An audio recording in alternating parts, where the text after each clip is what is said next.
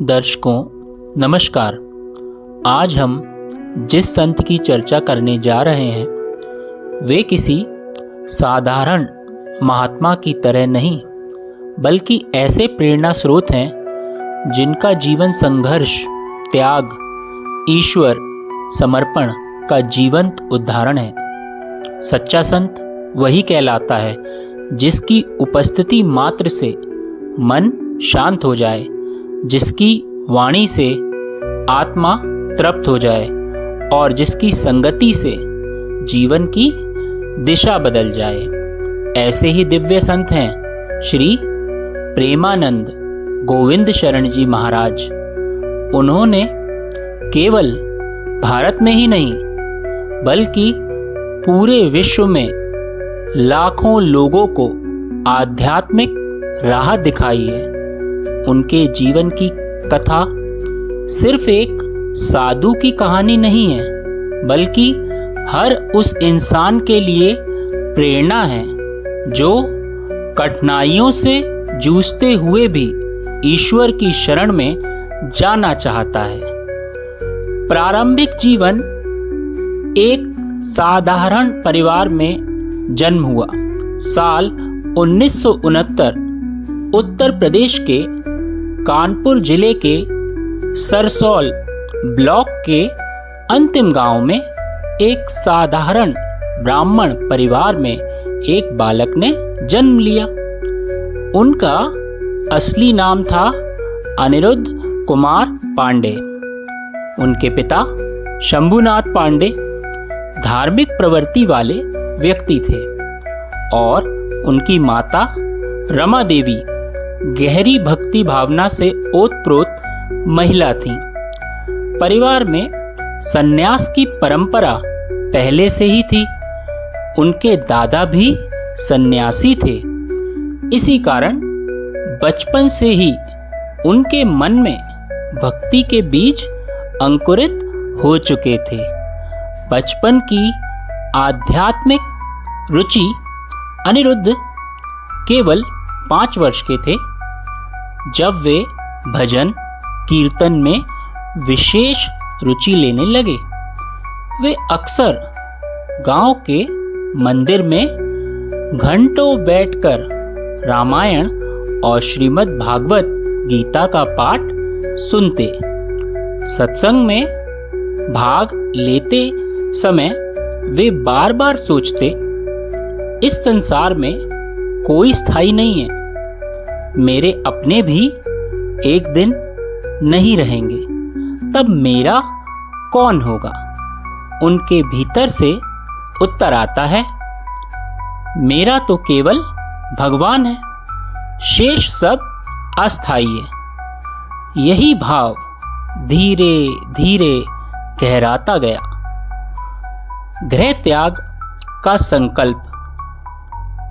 नवीं कक्षा पूरी करते करते उनका मन पूरी तरह से यह ठान चुका था कि उन्हें सांसारिक जीवन नहीं जीना बल्कि ईश्वर के चरणों में अपने प्राण समर्पित करने हैं। सबसे पहले उन्होंने अपनी माता को अपनी इच्छा बताई।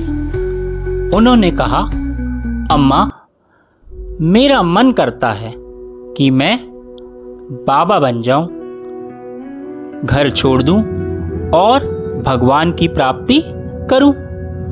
माँ ने समझाया, बेटा, भगवान भागकर नहीं मिलते, भजन करो, साधना करो। लेकिन उनके हृदय की पुकार इतनी प्रबल थी कि केवल 13 वर्ष की आयु में उन्होंने घर छोड़ दिया और सन्यास के पथ पर निकल पड़े। वाराणसी की तपोभूमि। सन्यास के आरंभिक दिनों में उनकी साधना स्थली बनी वाराणसी। जी हाँ, यहाँ उनकी दिनचर्या अत्यंत कठोर थी। सुबह गंगा के ठंडे जल में स्नान व तुलसी घाट पर पीपल के वृक्ष के नीचे ध्यान और जाप करना। भिक्षा के लिए केवल 10-15 मिनट बैठना। यदि भोजन मिला तो ठीक है, नहीं तो केवल गंगा जल पीकर शेष दिन ईश्वर ध्यान में ही व्यतीत करना। कई दिन उन्हें अन्न नहीं मिलता था। वे भूखे रहते थे पर मन में शिकायत नहीं करते थे। यदि किसी को रोटी खाते देखते तो मन में सोचते, यह कितना भाग्यशाली है, इसे रोटी मिली। जी हाँ, वृंदावन की ओर आवाहन। एक दिन ध्यान में बैठे बैठे उनके मन में अचानक विचार आया, वृंदावन कैसा होगा, वहां अवश्य जाना चाहिए। मानो भगवान भोलेनाथ ने उन्हें स्वयं प्रेरित किया हो। उसी समय एक बाबा ने उनसे आग्रह किया कि वे चैतन्य लीला और रास लीला का आयोजन देखने चलें। शुरुआत में उन्होंने मना किया क्योंकि वे एकांत प्रिय थे, परंतु जब बाबा ने हठ किया तो वे चले गए। वहां जाकर उन्होंने लीला देखी और इतने प्रभावित हुए कि पूरे 1 माह तक प्रतिदिन वे उसी लीला का रसपान करने लगे। लीला समाप्त हुई। कलाकार वृंदावन लौट गए और उनके मन में एक ही लालसा शेष रह गई, मुझे भी वृंदावन जाना है। वृंदावन की प्रथम यात्रा, भगवान की कृपा से उन्हें वृंदावन जाने का अवसर मिला। मथुरा पहुंचे, यमुना में स्नान किया और द्वारकाधीश मंदिर में दर्शन के लिए पहुंचे। जैसे ही उन्होंने ठाकुर जी के दर्शन किए, उनके नेत्रों से अश्रुधारा बह निकली। वे जोर जोर से रोने लगे, मानो जीवन का परम लक्ष्य मिल गया हो। लोग चकित रह गए।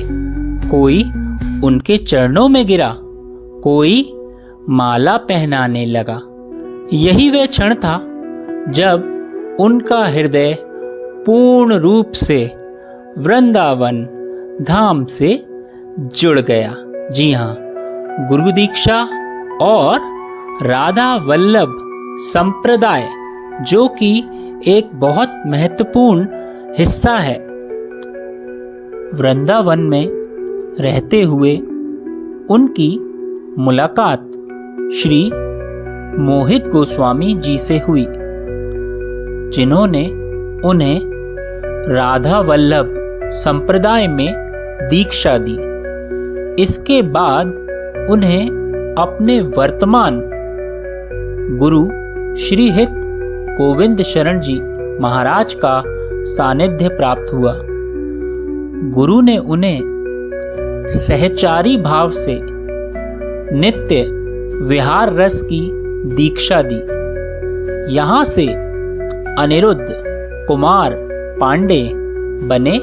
जी हाँ, बिल्कुल सही सुना आपने, श्री प्रेमानंद गोविंद शरण जी महाराज। और कठिनाइयाँ और रोग, जहाँ तक जीवन की यात्रा की बात की जाए, कभी आसान नहीं रही प्रेमानंद जी के लिए। लगभग 35 वर्ष की आयु में उन्हें तेज पेट दर्द रहने लगा।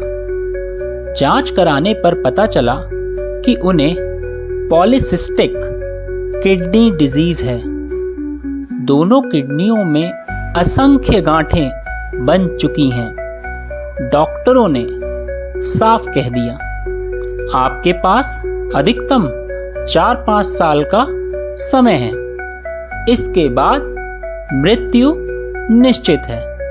लेकिन प्रेमानंद महाराज जी ने के लिए यह समाचार कोई भय का कारण नहीं बना। वे प्रतिदिन राधा रानी की छवि को अपने हृदय से लगाकर सोते।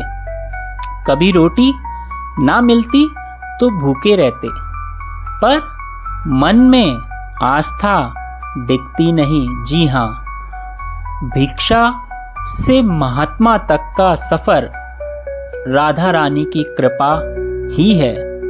उस समय उनका जीवन इतना कठिन था कि वे वही खाते जो भिक्षा में मिलता।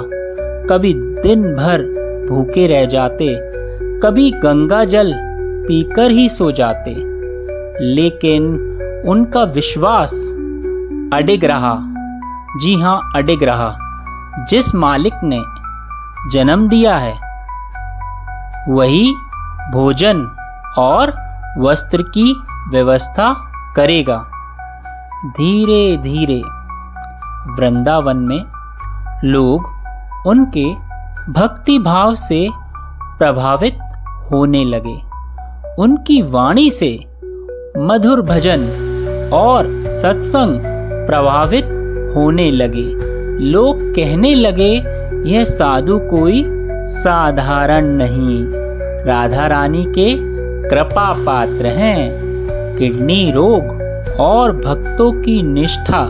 जी हाँ, आज भी महाराज जी की दोनों किडनियां खराब हैं। हजारों भक्त उनकी सेवा करने और अपनी किडनी दान करने के लिए तैयार हैं, परंतु महाराज जी का उत्तर हमेशा से एक ही रहा है, मैं अपने सुख के लिए किसी और के शरीर को कष्ट नहीं दे सकता।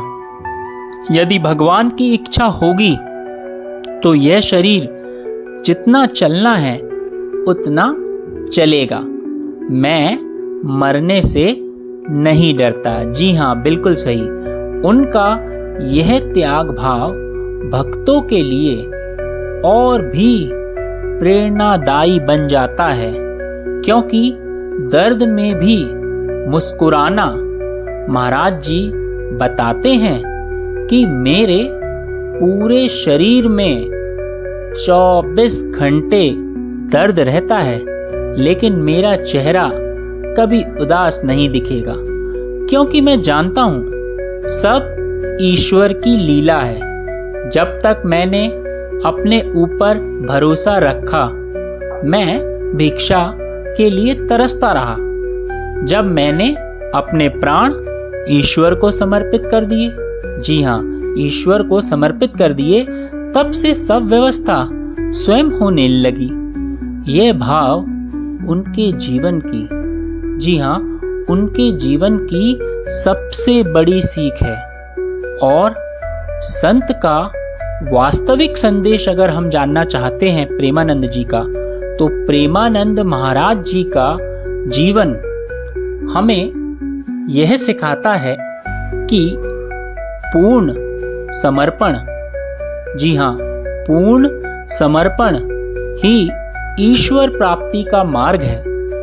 भक्ति में धैर्य और दृढ़ता आवश्यक है।